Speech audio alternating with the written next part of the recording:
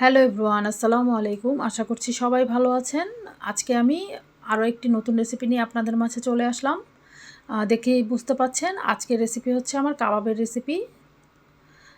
আমরা কিন্তু সচরাচর মাংস দিয়ে কাবাব করে খাই।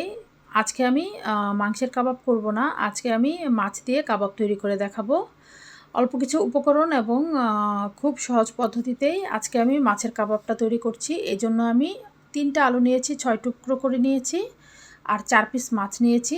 আলু এবং মাছটা আমি একসাথেই সিদ্ধ করে নিব।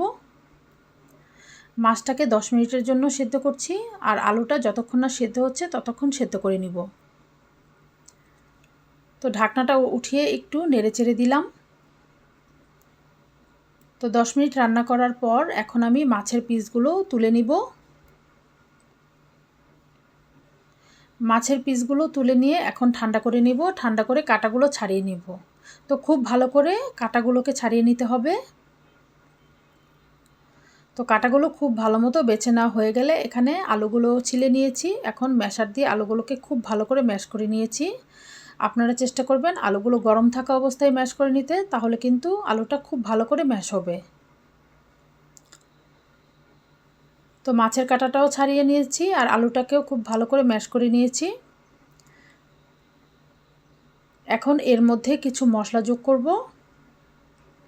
দিয়ে দিলাম ধনিয়া গুঁড়া, হলুদ গুঁড়া, এখন দিয়ে দিচ্ছি মরিচের গুঁড়া স্বাদ মতো। তো কাবাব যেহেতু ঝাল ঝাল খেতে ভালো লাগে তাই এখানে মরিচের গুঁড়াটা একটু বেশি দিয়েছি। দিয়ে দিলাম কাবাব মশলা, কাঁচামরিচ কুচি এবং চাট মশলা বা ম্যাজিক মশলা 1 প্যাকেট, স্বাদ মতো লবণ দিয়ে দিলাম। এখন সবগুলো উপকরণ আমি হাতে খুব ভালো করে মাখিয়ে নিব।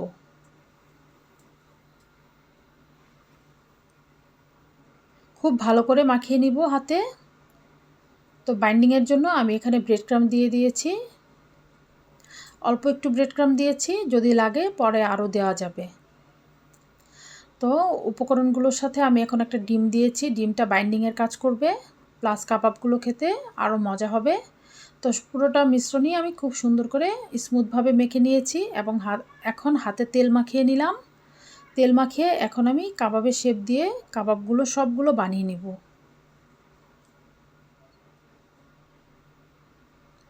তো সবগুলো কাবাব আমি খুব সুন্দর করে বানিয়ে নিচ্ছি। তো আমার এখন সবগুলো কাবাবই বানানো হয়ে গেছে। এখন আমি তেলে কিছু কাবাব ভেজে নেব আর কিছু কাবাব সংরক্ষণ করব। তো প্যানে তেল গরম করে নিয়েছি, এখন আমি একটা একটা করে কাবাব ছেড়ে দিচ্ছি তেলে।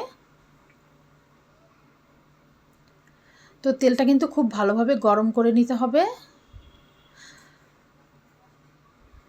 এরপর এক পিঠ হলে উল্টে আরেক পিঠ ভেজে নিতে হবে।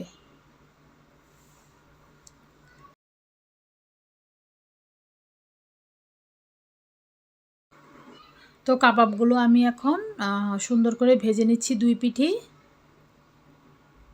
উল্টে পাল্টে খুব ভালো করে কাবাবগুলোকে ভেজে উঠিয়ে নিব। যখন ঠিক এরকম কালার হবে তখন আমি সবগুলো কাবাব তুলে নিব। তো কাবাবগুলো আমার হয়ে গেছে। এখন আমি একটি ভেঙে দেখাবো ভিতরটা কেমন হয়েছে, দেখতে পাচ্ছেন। তো আমি এখন সংরক্ষণ করব। 6টা কাবাব আমি এখানে বাটিতে নিয়ে নিয়েছি। এখন আমি কাবাবগুলোকে ডিপ ফ্রিজে রেখে দেব। তো আশা করছি আজকের রেসিপিটি আপনাদের কাছে ভালো লেগেছে।